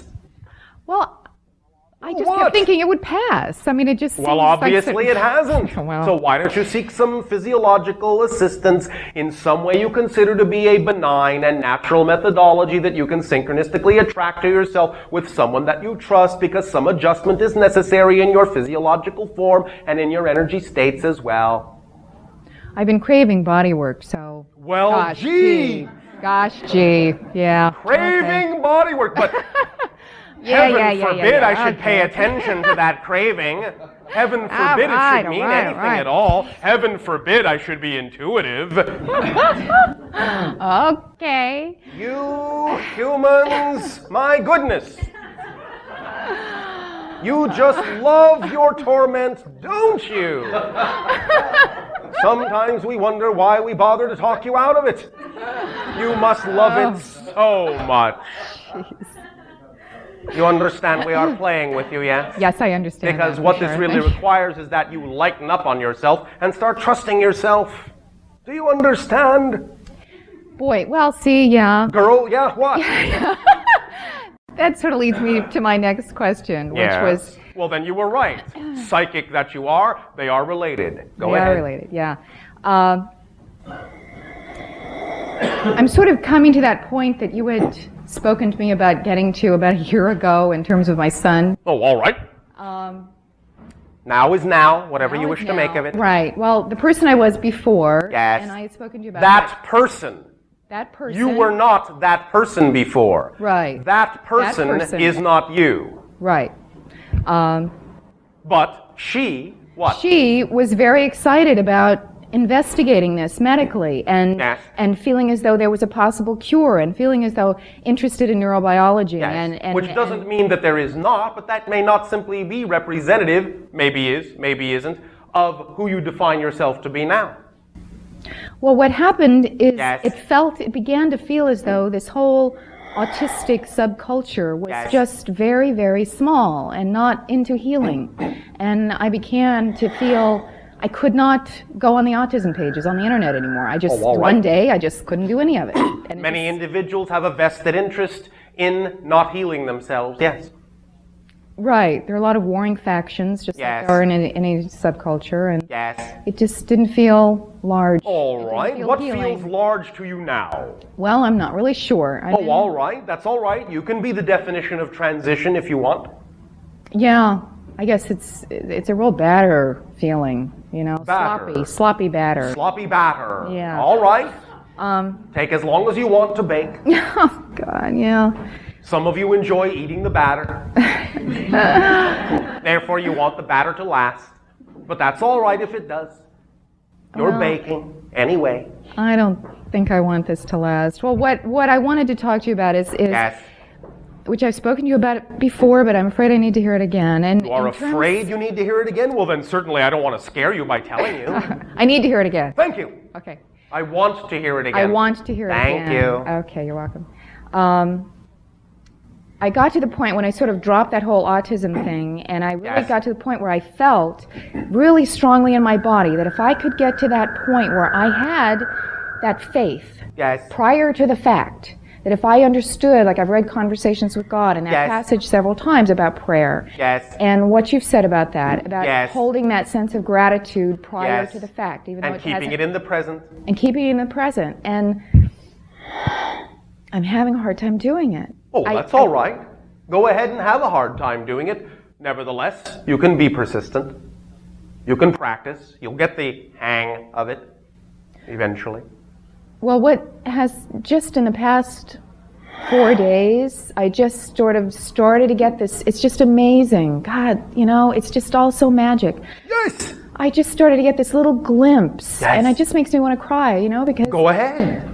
I just got this glimpse of faith, you know, just this little glimpse. And he started to say words. Yes. He started to say sounds and words. Yes. Is that not magical then?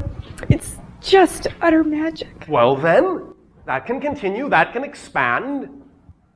Obviously you know what you are doing. Obviously you are getting, as you say, better at it. So? A tiny bit. So why judge it? That's true. Remember, every change is a complete change, and if you measure it as tiny steps, you will make it take longer. Thank you. Thank you for that. Also, I wanted to kind of run by you. I have this intuitive... Besides, remember, it's all relative, isn't it? Yes. What you judge as a tiny step may to that individual seem like a universal cataclysm. It seems like a universal cataclysm to me. Well, then, it's not a tiny step, is it? No, not at all. Thank you. Yes. Intuitively, since just after he was born, I've had a sense that he has this kind of strange, different genius in him, and it has to do with... You are all strange and different geniuses. Thank you. Good point, yes. But you're all unique, yes. You have your own way of expressing it, yes. In his unique form, I just a couple of times I've sort of seen what he sees and felt what he is feeling. And it has to do with sort of architecture, spatial dimension. It's like his seeing into the inner, the template behind physiological reality. Yes, exactly so. This is why the condition that you call autism is so often marked by such genius propensity in one level. Because on that level, the individual can see all the way into the fundamental foundational fabric of existence and totally, completely knows that subject, understands it, is, in fact, literally is that concept itself, becomes the idea itself utterly on that level, in that what you would call narrow spectrum. That's exactly, a couple of times when I've been holding him, I just sort of get a feeling all over my body of what he's feeling, and that's exactly it. It's like he can become like I can see a platonic solid or something, and he will become that. Yes, exactly so.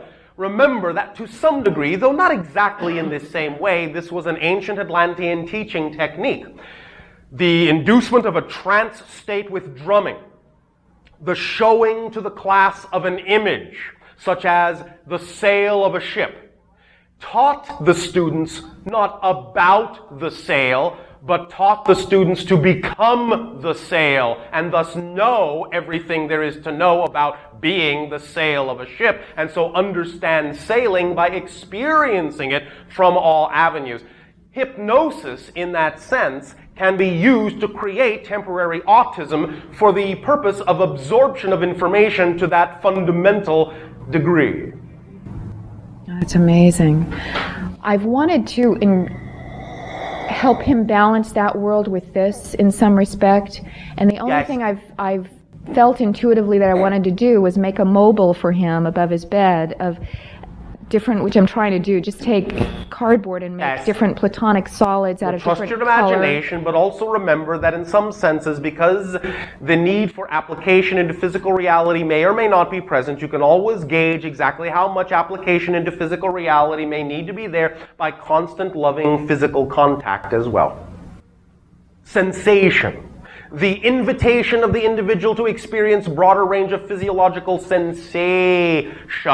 Touch, hug, love, kiss, you understand? Warm, cold. Playing with the physical senses will allow the individual perhaps more ability to utilize what aspect of the panorama or spectrum of physiological sense and application to physical reality they deem to be important. Okay, that's very helpful. I just had a quick question about my daughter. Yes. She's 4.5, and she's been having, nightmares, but I'm sure they're interactions for a couple of years that I've known about.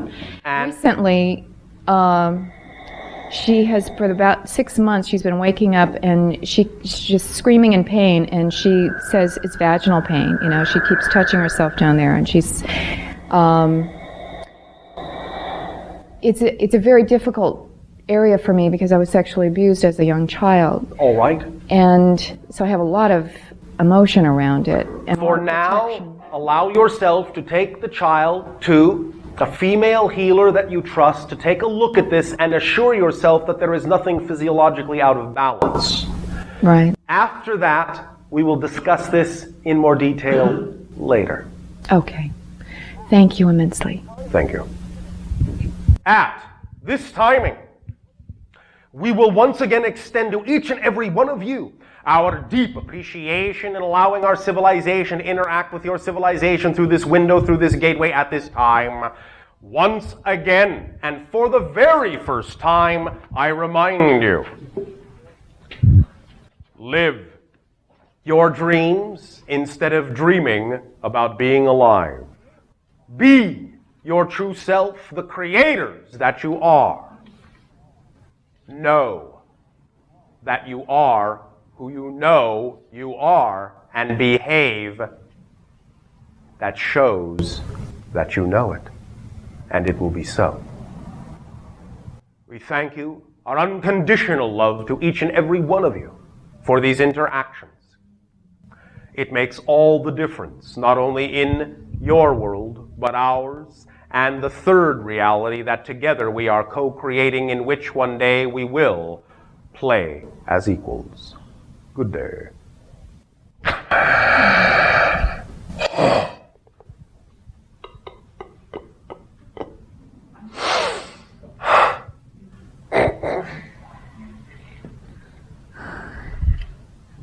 How did it go?